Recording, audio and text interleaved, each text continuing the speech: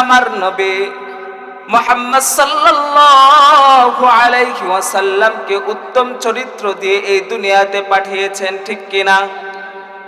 মুসলমান ভাইরা আমার, শুধু উত্তম চরিত্র দিয়ে যে এই দুনিয়াতে পাঠিয়েছেন শুধু এমনটা নয়, আমার আপনার নবীকে আল্লাহ পাক রব্বুল আলামিন বিশ্ববাসীর জন্য, বিশ্ব জগতের জন্য রহমত স্বরূপ দুনিয়াতে পাঠিয়েছেন।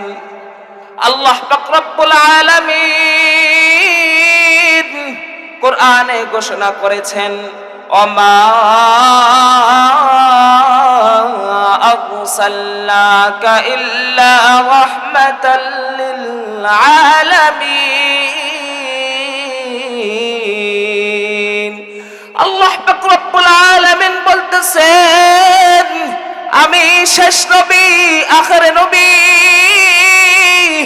আমার বন্ধু মুহাম্মদ সাল্লাল্লাহু আলাইহি ওয়াসাল্লামকে আমি বিশ্ব জগতের জন্য রহমত স্বরূপ বানিয়েছি। এজন্যই ও দুনিয়ার মুসলমান, আল্লাহর গোলাম, তুমি যদি তোমার আদর্শকে, তুমি যদি তোমার চরিত্রকে ভালো করতে চাও, তাহলে তুমি আমার নবী হযরত মুহাম্মদ সাল্লাল্লাহু আলাইহি ওয়াসাল্লামের চরিত্র দিকে তাকাও। তাহলেই তুমি তোমার নিজের আদর্শকে, তোমার চরিত্রকে তুমি ঠিকভাবে তুমি পরিচালনা করতে পারবে, তাহলে তুমি নিজেও ঠিকই হতে পারবে। বলুন না সুবহানাল্লাহ। রাহমাতাল লিল আলামিন নবী, রাহমাতাল লিল আলামিন নবী, কোরআনী প্রমাণ। উম্মত বিনে কে বুঝিবে আমার দয়াল নবীর শান, আশিক বিনে কে বুঝিবে আমার দয়াল নবীর শান। রহমাতাল লিল আলামিন নবী, রহমাতাল লিল আলামিন নবী, কোরআনী প্রমাণ। উম্মত বিনে কে বুঝিবে আমার দয়াল নবীর শান, আশিক বিনে কে বুঝিবে আমার দয়াল নবীর শান। নবী আমার মদিনারি বুলবুল,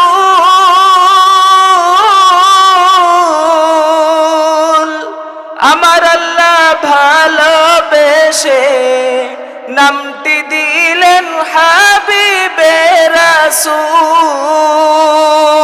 বলুন না আল্লাহু আকবার। নবী আমার মদিনারি বুলবুল,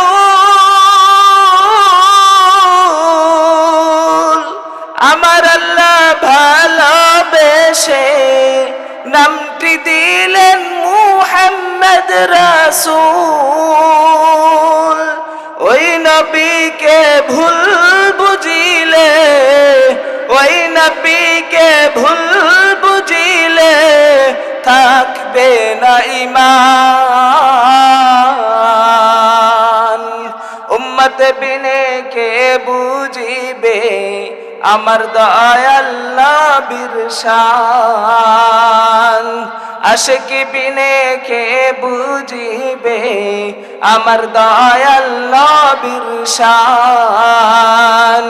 রহমাতাল লিল আলামিন নবী, রহমাতাল লিল আলামিন নবী, কোরআনী প্রমাণ। উম্মত বিনে কে বুঝিবে আমার দয়াল নবীর শান। বলুন না আল্লাহু আকবার। নবী আমাদের জন্য, নবী আপনার আমার নবী হাবিব এই ইসলামকে প্রতিষ্ঠা করার জন্য কত কষ্ট করেছেন, ঠিক কিনা? দেখেন আপনার আমার নবী ইসলামকে প্রতিষ্ঠা করার জন্য কতটুকু কষ্ট করেছেন। আমি একটা ঘটনা বললে আপনি সেখান থেকে বুঝতে পারবেন। একবার আপনার আমার নবী মুহাম্মদ সাল্লাল্লাহু আলাইহি ওয়াসাল্লাম তার কন্যা ফাতেমা রাদিয়াল্লাহু তাআলা আনহা এর সাথে সাক্ষাৎ করার জন্য ফাতেমা রাদিয়াল্লাহু তাআলা আনহা এর বাড়িতে গেলেন। যাওয়ার পর আপনার আমার নবী সরকার দু আলম নবী মুহাম্মদ সাল্লাল্লাহু আলাইহি ওয়াসাল্লাম দরজার কাছে গিয়ে সালাম দিচ্ছেন, আসসালামু আলাইকুম ওয়া রাহমাতুল্লাহ। ভিতর থেকে কোনো সালামের আওয়াজ আসে না। তারপর দ্বিতীয়বার আবার আপনার নবী মুহাম্মদ সাল্লাল্লাহু আলাইহি ওয়াসাল্লাম সালাম দিলেন, কিন্তু ভিতর থেকে কোনো আওয়াজ আসে না। তৃতীয়বার আবার আপনার নবী মুহাম্মদ সাল্লাল্লাহু আলাইহি ওয়াসাল্লাম সালাম দিলেন, কিন্তু ভিতর থেকে কোনো আওয়াজ আসে না। এবার আপনার আমার নবী ভাবলেন হয়তো ভিতরে কেউ নেই, কিন্তু হয়তোবা আমার সালামের আওয়াজ কেউ শুনে না। মহানবী সাল্লাল্লাহু আলাইহি ওয়াসাল্লাম এটা ভেবে পিছন দিকে ফিরে আবার বাড়ির দিকে রওনা করলেন। এমন সময় কে যেন ডাক দিয়ে বলেন, আব্বু, ও বাবা আমার, আমি আপনার প্রত্যেকটা সালামের জবাব আমি দিয়েছি, আমি প্রত্যেকটা সালামের জবাব আমি দিয়েছি, আমি প্রত্যেকটা কথা শুনেছি, কিন্তু আমার শরীরে যতটুকু কাপড় পরিধানে থাকলে আমি আপনি নবী আমার বাবা মুহাম্মদ সাল্লাল্লাহু আলাইহি ওয়াসাল্লামের সামনে যেতে পারবো, ততটুকু কাপড় আমার শরীরে নাই। এবার আপনার আমার নবী মুহাম্মদ সাল্লাল্লাহু আলাইহি ওয়াসাল্লাম ডেকে বলতেছেন, ও মেয়ে আমার, ও কলিজার টুকরা মেয়ে ফাতেমা, এই যে নাও আমার গায়ের চাদর, তুমি এই চাদরটা পরিধান করে আমার সামনে আসো। এবার ফাতেমা রাদিয়াল্লাহু তাআলা আনহা গায়ের চাদরটা পরিধান করে মহানবী সাল্লাল্লাহু আলাইহি ওয়াসাল্লামের কাছে গেলেন। আপনার আমার নবী ফাতেমা রাদিয়াল্লাহু তাআলা আনহাকে জিজ্ঞাসা করতেছেন, ও মেয়ে কলিজার টুকরা ফাতেমা, তোমার মনে হয় স্বামীর সংসারে কষ্টের জীবন পার করতেছো, তোমার মনে হয় অভাবের দিন কাটতেছে, ও মেয়ে আমার, তুমি বলো তোমার কি সমস্যা? তোমার যদি স্বামীর সংসারে কষ্টের জীবন চলে তাহলে তুমি আমাকে বলো। দেখেন কেমন মেয়ে। ফাতেমা রাদিয়াল্লাহু তাআলা আনহা জবাব দিচ্ছেন, ও বাবা, আমার স্বামীর সংসারে কোনো কষ্টের জীবন যাচ্ছে না, আমার স্বামী যতটুকু পারে ততটুকু ভরণ পোষণ দেওয়ার জন্য আমার চেষ্টা করে। এমন সময় আপনার আমার নবী মুহাম্মদ সাল্লাল্লাহু আলাইহি ওয়াসাল্লামের কথা শুনে হাসান হুসাইন দৌড়ে আসতে বলতেছেন, ও নানা, কতদিন যাবত হলো আপনি আমাদের বাড়িতে আসেন না, কতদিন যাবত হলো আপনি আমাদের খোঁজ খবর নেন না। ও নানা, আপনার কাছে আজকে একজন মানুষের নামে অভিযোগ করব, আজকে আপনার কাছে একজন মানুষের নামে মামলা দায়ের করব। এবার আপনার আমার নবী ডেকে বলতেছেন, ও হাসান, ও হুসাইন, বলো বলো তোমরা আমার কাছে কার নামে মামলা দায়ের করবা, কার নামে অভিযোগ করবা? এবার হাসান হুসাইন ডেকে বলেন, ও নানা, আপনার কলিজার টুকরা মেয়ে ফাতেমা, এর কাছে আমরা খাবার চাই, কিন্তু আমাদের কোনো খানা দেয় না, আমরা 3 দিন যাবত না খেয়ে আছি, আমাদের পেটে এত ক্ষুধা, আমরা আর সহ্য করতে পারি না।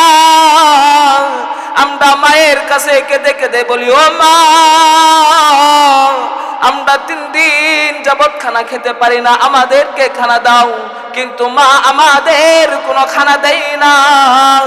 এবার আপনার আমার নবী হাসান হুসেনকে ডেকে বলতেছেন, ও হাসান, ও হুসাইন, তোমরা 3 দিন যাবত খানা খেতে পারো না, এই জন্য তোমরা তোমার মায়ের নামে আমার কাছে নালিশ করলে, কিন্তু আমার কি খোঁজ নিয়ে দেখছো যে আমি তোমাদের নানা মুহাম্মদ সাল্লাল্লাহু আলাইহি ওয়াসাল্লাম কতদিন যাবত না খেয়ে আছি?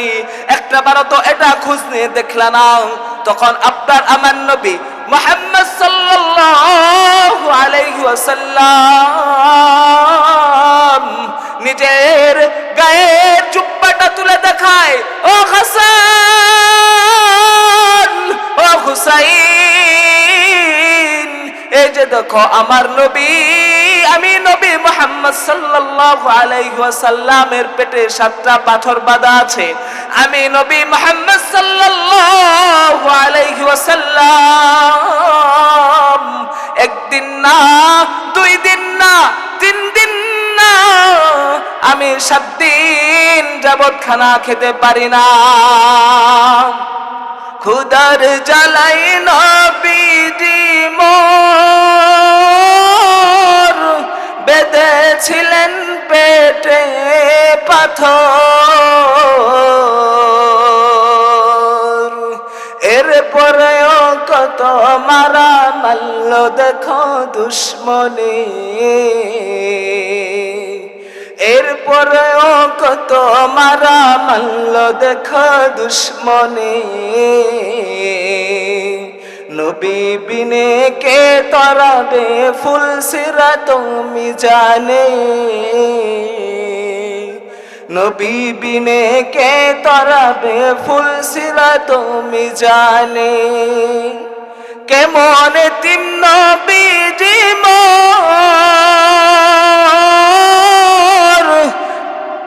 পিতা মাতা নেই যে তাহার, এরপরেও কত মারা মারল দেখো দুশ্মনে। নবী বিনে কে তরাবে ফুলসিরাত মিজানে। ক্ষুধার জ্বালাই নবীজি মোর বেঁধেছিলেন পেটে পাথর, এরপরেও কত মারা মারল দেখো দুশ্মনে। নবী বিনে কে তরাবে ফুলসিরাত মিজানে, নবী বিনে কে তরাবে ফুলসিরাত মিজানে। বলুন না আল্লাহু আকবার। নবী ছাড়া কি আপনাকে আমাকে ফুলসিরাতে কেউ কি পার করতে পারবে? কখনো কি পার করতে পারবে? কারো কি সম্ভব? কখনো কি না, সম্ভব না। অতএব আমাদের নবী মুহাম্মদ সাল্লাল্লাহু আলাইহি ওয়াসাল্লামের সুন্নতকে অনুসরণ করতে হবে কি হবে না? অবশ্যই সুন্নতের অনুসরণ করতে হবে। তো যদি আমাদের কবরে যাওয়ার যদি চিন্তা থাকে, আর আমরা যদি কাল কিয়ামতের দিবসে আমাদের ঠিকানা যদি জান্নাতে পেতে চাই, জান্নাতে যদি যেতে চাই, তাহলে কি আমাদের গুনাহ করা যাবে? সবাই বলে আমাদের কি গুনাহ করা যাবে? গুনাহ করা যাবে না। দেখেন আপনার আমার নবী মুহাম্মদ সাল্লাল্লাহু আলাইহি ওয়াসাল্লামের কলিজার টুকরা মেয়ে ফাতেমা রাদিয়াল্লাহু তাআলা আনহা এর মৃত্যুর খবর নিয়ে দেখেন। ফাতেমা রাদিয়াল্লাহু তাআলা আনহা যখন মারা যায়, তখন ফাতেমা রাদিয়াল্লাহু তাআলা আনহাকে কবরে দাফন করার পর আবু জান কবরকে ডেকে বলতেছেন, ও কবরের মাটি, তুমি কি জানোনি তোমার ভিতরে কাকে দাফন করা হয়েছে? তার পরিচয়টা হলো তিনি হাসান হুসাইন রাদিয়াল্লাহু তাআলা আনহুমা এর মা। কবর থেকে কোনো আওয়াজ আসে না। এবার আবার আবু যর কবরকে ডেকে বলতেছে, ও কবরের মাটি, তোমার ভিতরে যারে রাখা হয়েছে তার পরিচয়টা কি তুমি জানো? এবার কবর থেকে কোনো আওয়াজ আসে না। এবার আবু যর বলতেছে, ও কবরের মাটি, ইনি হলেন মুহাম্মদ সাল্লাল্লাহু আলাইহি ওয়াসাল্লামের মেয়ে ফাতেমা রাদিয়াল্লাহু তাআলা আনহা এর কবর। অতএব সাবধান, সাবধান রে কবর, তুমি ফাতেমা রাদিয়াল্লাহু তাআলা আনহা এর সাথে খারাপ ব্যবহার করবা না। এবার কবরের থেকে কোনো আওয়াজ আসে না। তৃতীয়বার আবার আবু যর বলতেছেন, ও কবরের মাটি, তোমার মাঝে যারে রাখা হয়েছে তার পরিচয়টা তুমি জেনে না। তিনি আর কেউ না, হযরত আলী রাদিয়াল্লাহু তাআলা আনহু এর স্ত্রী ফাতেমা রাদিয়াল্লাহু তাআলা আনহা। অতএব সাবধান, সাবধান, তুমি এই ফাতেমার সাথে কখনো খারাপ ব্যবহার করবা না। তখন আল্লাহ পাক রব্বুল আলামিন কবরের মাটির জবান খুলে দিলেন। তখন কবরের মাটি বলতেছেন, ও আবু যর,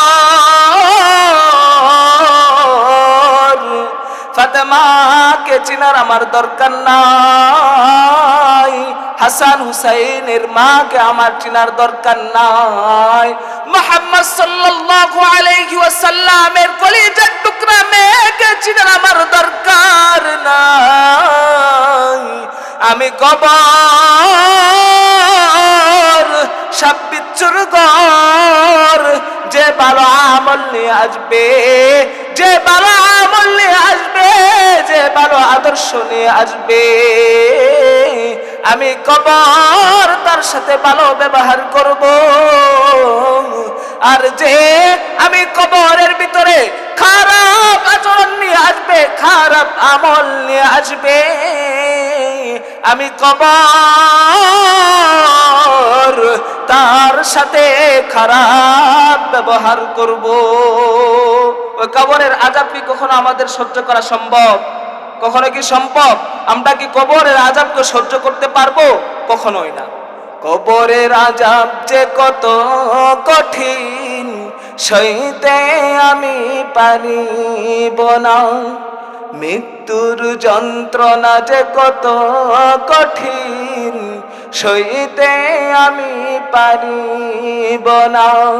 সবাই বলেন না, কবরের আযাব যে কত কঠিন, সইতে আমি পারিব না। মৃত্যুর যন্ত্রণা যে কত কঠিন, সইতে আমি পারিব না। ও গো দয়াময় হে রহিম, চাই যে তোমার করুণা। কবরের আযাব যে কত কঠিন, সইতে আমি পারিব না। মৃত্যুর যন্ত্রণা যে কত কঠিন, সইতে আমি পারিব না। মসজিদের পান আসবে সবার দ্বারে সবার জানা, মসজিদের পালকি খানা আসবে সবার দ্বারে সবার জানা। বড়ই পাতার গরম পানি শেষ গোসল দিবে হে মনা। গোসল শেষে সাদা কাপনে শেষ বিদায় দিবে সব জনা। কবরের আযাব যে কত কঠিন, সইতে আমি পারিব না। মৃত্যুর যন্ত্রণা যে কত কঠিন, সইতে আমি পারিব না। কখনো কি সইতে পারবো কবরের আযাব? আমার আপনার নবী হাবিব ডেকে বলতেছেন, ও উম্মত আমার, কবরে তো তোমার যাওয়া লাগবে, কবরের তুমি খোঁজ খবর নিয়ে যাও। আল কবরু রাউদাতুম মিন রিয়াদিল জান্নাহ আও হুফরাতুম মিন হুফারিন নার। কবর হলো কারোর জন্য জান্নাতের বাগান সমূহের মধ্যে একটা বাগান, আবার কারোর জন্য কবর হলো জাহান্নামের গর্ত সমূহের মধ্যে একটা গর্ত। অতএব আপনার আমার নবী ডেকে বলতেছেন, ও উম্মত, তুমি আমার কথা শুনে নাও। তোমরা যখন কবরে আসবা, ভালো আমল নিয়ে আসবা, তাহলে কবর তোমার সাথে ভালো ব্যবহার করবে। দুনিয়ায় তুমি কি ছিলা? তুমি বড় লোক ছিলা, নাকি তুমি ধনী ছিলা, নাকি তুমি নেতা ছিলা, এটা কবর কখনো দেখবে না। কবর একমাত্র তোমার ভালো আমল দেখবে, তোমার ভালো চরিত্র দেখবে। অতএব সাবধান, কবরে যাওয়ার আগে তুমি ভালো আমল নিয়ে কবরে যাও। ও উম্মত, তুমি দুনিয়ার মধ্যে যে তুমি যার জন্য এত কষ্ট করতেছো দিনরাত, যে বাচ্চা, যে স্ত্রীর জন্য তুমি এত কষ্ট করতেছো, ওই স্ত্রী, ওই বাচ্চা কালকে আমাদের দিবসে তোমাকে চিনবে না। আল্লাহ পাক রব্বুল আলামিন 30 নম্বর পারা সূরাত আবাসার ভিতরে ঘোষণা করছেন, ইয়াউমা ইয়াফিরুল মারউ মিন আখিহি ওয়া উম্মিহি ওয়া আবিহি ওয়া সাহিবাতিহি ওয়া বানিহি। আল্লাহ পাক রব্বুল আলামিন বলতেছেন, বান্দা, কবরে তো আসবা, তারপর তো কিয়ামত সংঘটিত হবে। তুমি যার জন্য এত কষ্ট করতেছো, তুমি যার জন্য দিনরাত এত পরিশ্রম করতেছো, সেই ভাই তোমাকে কাল কিয়ামতের দিবসে চিনবে না। তোমার বাচ্চা তোমাকে চিনবে না, তোমার স্ত্রী তোমাকে চিনবে না, তোমার থেকে সবাই পালন করবে। অতএব আমাদের এই দুনিয়া থেকে ভালো আমল নিয়ে ওই কবরে যেতে হবে কি হবে না? সবাই বলি, যেতে হবে কি হবে না? অবশ্যই যেতে হবে। দেখেন, আমি যদি এই দুনিয়া থেকে ভালো আমল করে যেতে পারি, তাহলে কবর আমার জন্য কি হবে? জান্নাতের বাগান সমূহের মধ্যে একটা বাগান। আর আমার যদি এই দুনিয়ার থেকে যদি আমি খারাপ আমল নিয়ে ওই কবরে যদি যাই, তাহলে আমার অবস্থাটা কি হবে? কালকে ওই কবরের ভিতরে জাহান্নামের বাগান, জাহান্নামের গর্ত সমূহের মধ্যে একটা গর্ত হবে আমার জন্য, আপনার জন্য, ঠিক কিনা? অতএব আল্লাহ পাক রব্বুল আলামিন বলতেছেন কোরআনের ভিতরে, কুল ইন কুনতুম তুহিব্বুনাল্লাহ ফাত্তাবিউনি ইউহিব্বুকুমুল্লাহ ওয়া ইয়াগফির লাকুম যুনুবাকুম আল্লাহু গফুরুর রহিম। আপনার আমার আল্লাহ পাক রব্বুল আলামিন হাবিবকে ডেকে বলতেছে, ও বন্ধু আমার, তোমার উম্মতকে আমি ভালোবাসবো, আমি তোমার উম্মতকে সমস্ত গুনাহ মাফ করে দিব, তারপর সেই উম্মত জান্নাতে যে সে সুখে থাকতে পারবে। যদি ওই উম্মত যদি দুইটা কাজ করে, এক আল্লাহ পাক রব্বুল আলামিন, আমি আল্লাহ পাক রব্বুল আলামিনকে যদি ভালোবাসে, আর আপনি নবী মুহাম্মদ সাল্লাল্লাহু আলাইহি ওয়াসাল্লামের সুন্নতকে যদি অনুকরণ করে তাহলে আল্লাহ পাক রব্বুল আলামিন বলতেছেন ইউহিব্বুকুমুল্লাহ, ও হাবিব আমার, আপনি আপনার উম্মতকে ঘোষণা দিয়ে দেন আমি ওই উম্মতকে সর্বপ্রথম পুরস্কার দিব, ওই উম্মতকে ভালোবাসবো।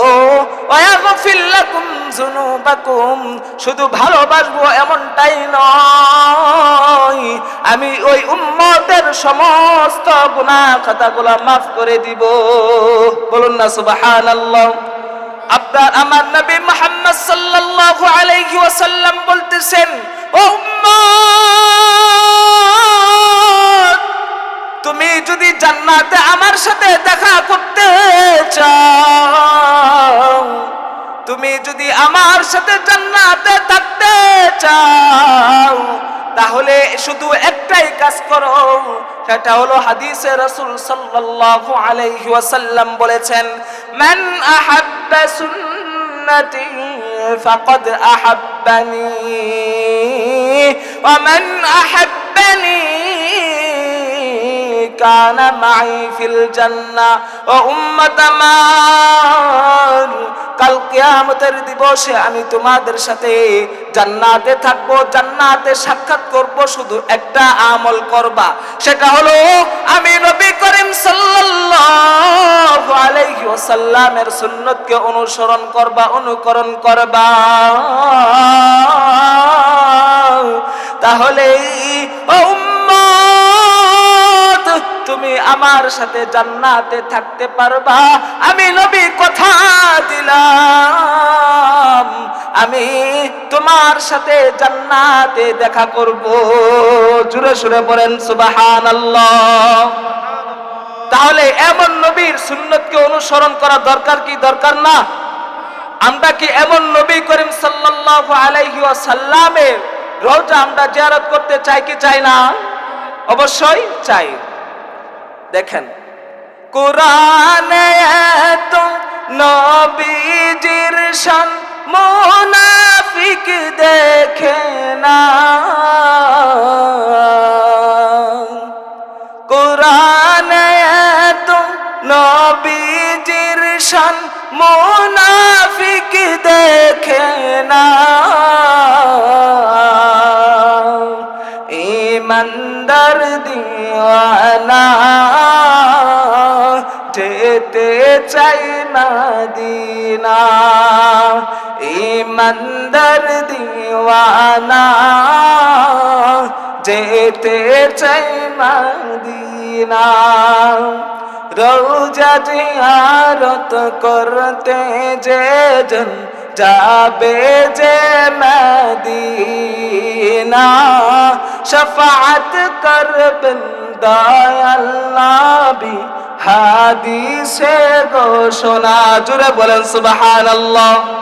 আমার আপনার নবী ডেকে বলতেছেন, ও উম্মত আমার, একটা কথা শুনে না, মান যারা কবরি ওয়াজাবাত লাহু শাফাতি, যে উম্মত আমার আমাকে মোহাব্বত করে ভালোবেসে আমি নবী করিম সাল্লাল্লাহু আলাইহি ওয়াসাল্লামের কবর জিয়ারত করবে, আমি ওই উম্মতের জন্য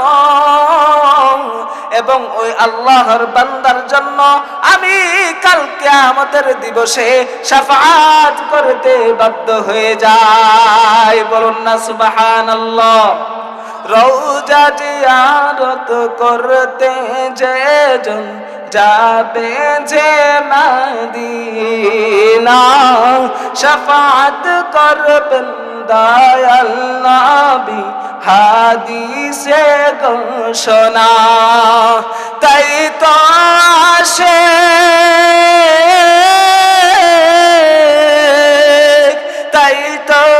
আশিক মনে হলে ছুটে যাই মদিনা, ইমানদার দিওয়ানা চাই মদিনা। আমরা ওই মদিনা যেতে চাই কি চাই না? অবশ্যই যেতে চাই।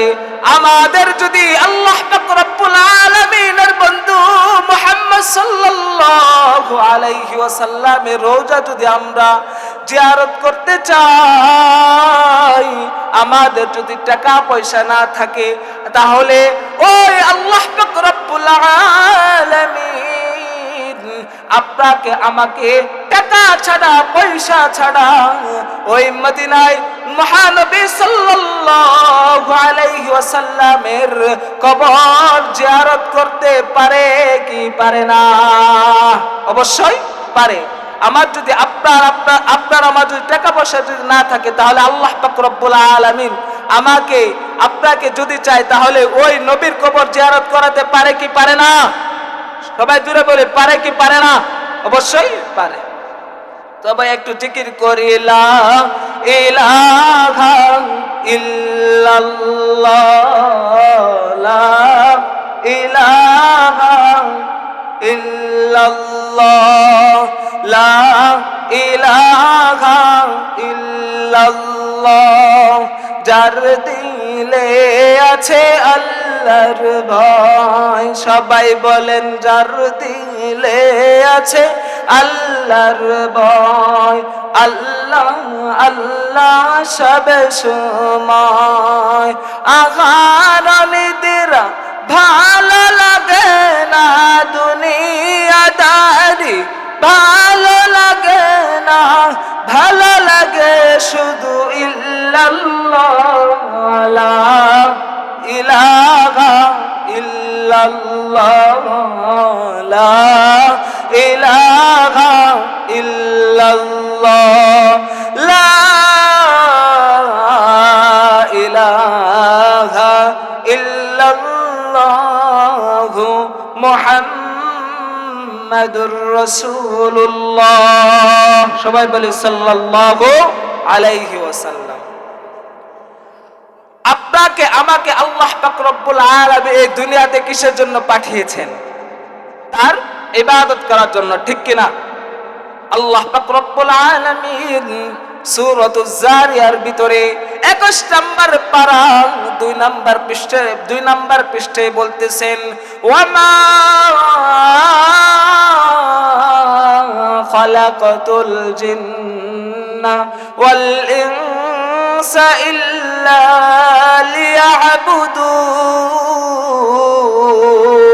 লিয়াবুদুন। আমার আপনার আল্লাহ পাক রব্বুল আলামিন ডেকে বলতেছেন, ও বান্দা আমার, তোমরা শুনে নাও, বান্দা আমি তোমাকে পাঠাইলাম একমাত্র আমার ইবাদত করার জন্য। তাহলে আমরা কার ইবাদত করব? সবাই বলি, আমরা ইবাদত করব কার? একমাত্র আল্লাহ পাক রব্বুল আলামিনের। আল্লাহ পাক রব্বুল আলামিন বলতেছেন, রে বান্দা আমার, কেন কেন তোমরা আমার ইবাদত করবা? আল্লাহ পাক রব্বুল আলামিন সূরাতুর রহমানের ভিতরে বলতেছেন, আর রহমান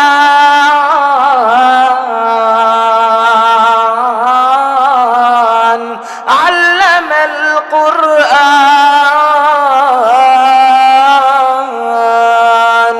খালাকাল ইনসান আল্লামাহুল বায়ান। আল্লাহ পাক রব্বুল আলামিন ডেকে বলতেছেন, ও বান্দা আমার, তোমরা কেন আমার ইবাদত করবা জানো নি? কারণ আমি এমন দয়াময় আল্লাহ, আমার দয়ার মতো আর কারো কোনো দয়া নাই। কারণ আমি আল্লাহ পাক রব্বুল আলামিন এমন দয়াময় আল্লাহ। আল্লামাল কুরআন, বান্দা আমি তোমাকে দয়া করে মায়া করে কোরআন শিখিয়েছি। তারপর বান্দা আমার, আমি তোমাকে দয়া করে মায়া করে সৃষ্টি করেছি। আল্লামাকুল বায়ান, ও বান্দা আমার, শুধু তোমাকে সৃষ্টি করি নাই, তারপর বান্দা আমার আমি তোমাকে কথা বলা শিখিয়েছি, ঠিক কিনা? তাহলে আমাদেরকে কে কথা বলা শিখিয়েছে? সবাই বলি কে? আল্লাহ। আল্লাহ পাক রব্বুল আলামিন অপর আয়াতে বলতেছেন ওয়ালাকাদ খলাকনাকুম সুম্মা সাওয়ারনাকুম। ও বান্দা আমার, আমি যে তোমাকে শুধু কথা বলা শিখিয়েছি এমনটা নয়। ও বান্দা, আমি তোমাকে সুন্দর আকৃতি দিয়েছি।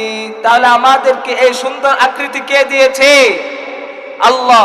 আমাদের মতো আল্লাহ পাক রব্বুল আলামিন যত প্রাণী, যত মাখলুকাত সৃষ্টি করেছে, সব মাখলুকাত থেকে আল্লাহ পাক রব্বুল আলামিন আপনাকে, আমাকে এবং মানব জাতিকে শ্রেষ্ঠ করে বানিয়েছেন। বলুন না সুবহানাল্লাহ। তাহলে আমাদের কার ইবাদত করতে হবে? সবাই বলি একমাত্র আল্লাহ। আল্লাহ ছাড়া কি কারো ইবাদত করা যাবে? কারো কোনো কি করা যাবে না? ইবাদত করা যাবে না। এবং কি এক আল্লাহ পাক রব্বুল আলামিনকে কি করতে হবে? বিশ্বাস করতে হবে যে আল্লাহ ছাড়া কি নাই আর কোনো ইলাহ নাই, আল্লাহ ছাড়া কি নাই আর কোনো প্রভু নাই, কোনো ইলাহ নাই। আমরা তো সবাই এই বিশ্বাসটা করতে পারবো তো ইনশাআল্লাহ? আমরা সবাই তো আল্লাহ পাক রব্বুল আলামিনের ইবাদত করতে পারবো তো ইনশাআল্লাহ? আল্লাহ পাক রব্বুল আলামিন আমাদের সবাইকে ওই আল্লাহ পাক রব্বুল আলামিনের ইবাদত করার জন্য তৌফিক দান করুন। সবাই বলি আমিন। এবং আমাদেরকে সবাইকে আল্লাহ পাক রব্বুল আলামিন যেন এই দুনিয়া থেকে ভালো আমল নিয়ে ওই কবরে নিয়ে আমরা যেন ওই কবরে যেতে পারি, সেই জন্য আল্লাহ পাক রব্বুল আলামিনের জন্য দোয়া করব। আমরা সবাই বলি আমিন। আল্লাহ পাক রব্বুল আলামিন যেন আমাদের সবাইকে যেগুলা কথা বললাম এগুলা কথা বক্তা শ্রোতা সবাইকে আমল করার জন্য তৌফিক দান করুন। সবাই বলি আমিন।